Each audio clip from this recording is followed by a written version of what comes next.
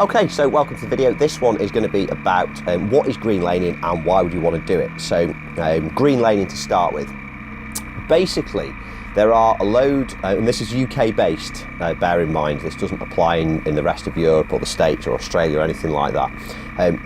In the UK, there are tons and tons of public rights of way that go back hundreds and maybe even thousands of years, and they may have been used by people transporting stuff, and over time these rights of way have been used less and less, and they haven't been maintained, and they fall into different classifications. So there's byways open to all traffic, so that is a byway, a public right of way which is open to all traffic, i.e.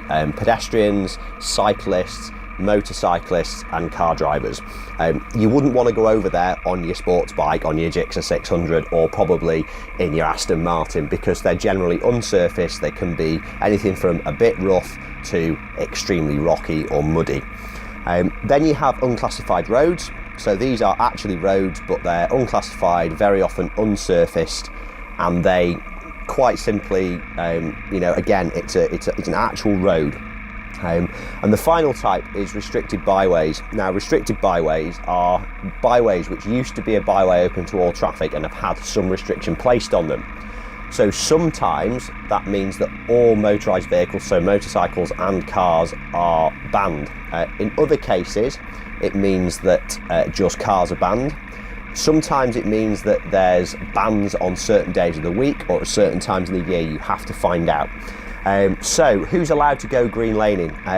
First off, the bike must be road legal. So it needs to be insured, it needs to be taxed, it needs to be MOT'd, and it needs to be displaying a registration plate. Simple as that. These are these byways are technically roads, so you have to abide by the rules. And as such, you have to, as an individual, have the right licence for the bike that you're riding. So licence in the UK is quite complex, but if you've got a CBT, you can go and ride a 125 on L plates on these roads, just as you would on the tarmac streets. If you've got a full licence, unrestricted, you can ride whatever bike you like. So you could take a 1200 GS. Some of the places I've been, I wouldn't really recommend it. A lot of the lads tend to ride 250s or maybe 400s or 450s. You get quite a few KTM 450s and then some Honda 250s and Yamahas as well. So they're great bikes, but you must have a licence, taxed, insured, MOT'd. Absolutely crucial. How do you find out about these routes? Each individual council, and this is where it's a pain in the backside, but every council has what's called a definitive map. And on their definitive map, it will tell you what byways and highways there are and what vehicles are allowed to use them. Going to the council is a pain in the backside, and I bet if you go to a lot of councils, they won't even know what you mean when you ask for the definitive map.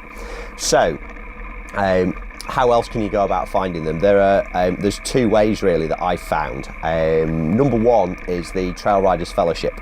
So this is specifically for motorcyclists. The Trail Riders Fellowship is a great organisation. They have groups all over the country in different counties, and you turn up once a month and you have a chat with the trail riders, you arrange ride outs and you meet up and you go and ride. The other way is to use somebody that runs it as a business and go and have a day with them. So to some of them you can take your own bike and they'll charge you less, or the guy that I used, a guy called Rob Morris in Llangollen, I'll put the link below in the description for you. Rob Morris, he will hire you a bike. It's 200 quid for the day. He guides, he gives you tuition, he gives you all the gear, everything you need, and you just go out for the day and have fun. And that's it for today. So if you liked the video, hit subscribe. If you didn't, kind of tough, and thank you very much for watching.